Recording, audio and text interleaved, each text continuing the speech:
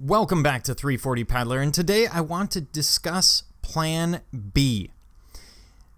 You always need a Plan B in the 340. It is simply too long of a race for everything to work perfectly. Maybe you sunburn badly on day one. Maybe your food doesn't work out for you. Maybe you break a tooth or sink your boat. All things that have happened to me on various 340s. So you always need to be ready with Plan B. First things first, you're going to suffer. You will hurt while you're out there. It's just the nature of the race. The human body doesn't like doing the same thing continuously for 48 to 80 hours. And something will always go wrong. It just happens. So the first piece of advice for you is follow the advice of our fearless, sleepless leader, Scott Mansker.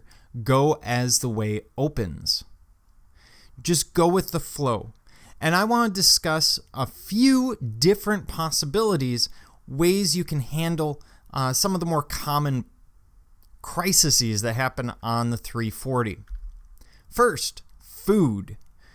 You want to prepare a variety of food, and you're not necessarily going to carry this in your boat. It can be in drop bags, it can be with your ground crew, it can be with someone else's ground crew, it can be with a small child that you found in Kansas City that promises to bike to every checkpoint but never gets there. Johnny, why didn't you get... Anyway, moving on.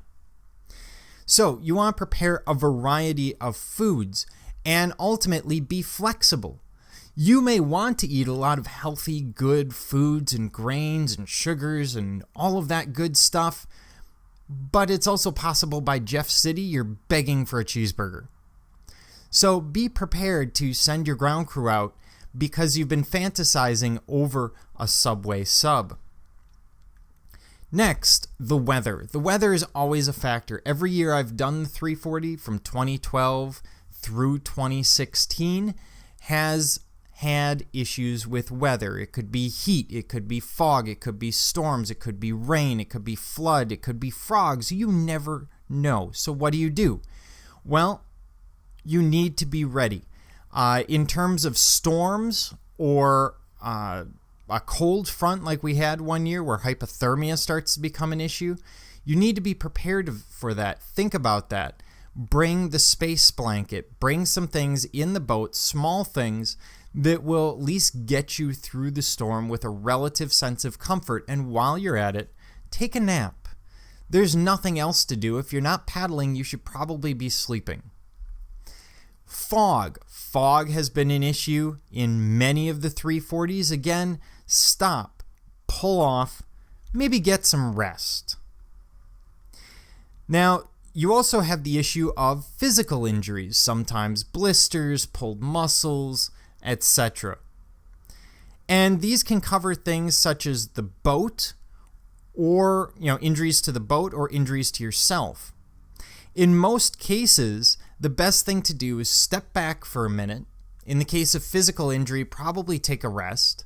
In the case of an injury to the boat or damage to the boat, take a few minutes, step back, look at the situation.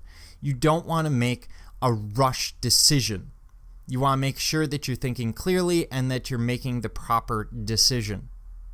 So take that time and, hey, take a rest. It fixes an awful lot of things on the 340. Let's talk about some of the mental issues. We're talking about suffering and hallucinations or the just sheer desire to quit. I have to be honest, I have never run the 340 without going through at least 5 to 10 different bouts of just wanting to quit, just wanting to be done, because this is a really long race. That's going to happen. So sometimes you can talk yourself out of it. Sometimes there are ideas such as don't ever quit on the river. And then there are other things you can do. If you're physically just really suffering or you have those bad hallucinations, you'll want to sleep. Or at least rest at a checkpoint. Wow, that picture didn't work real well. You're going to want to at least rest at a checkpoint for a few minutes and sort of recoup mentally. So always assume something will go wrong. That's why you have a ground crew That's why you pack a variety of things. You should always have a plan B, a plan C, a plan D. As much as possible, bring as much as possible, put as little as possible of it in the boat. The rest of it goes with your ground crew. And of course, go with the flow. Find that Zen state, that flow state, and enjoy being part of this race. Yes, you will need to embrace the suck once in a while, but at the end of the day, those really aren't the parts that we remember. This is 340 Paddler, hoping that you keep your paddle in the water.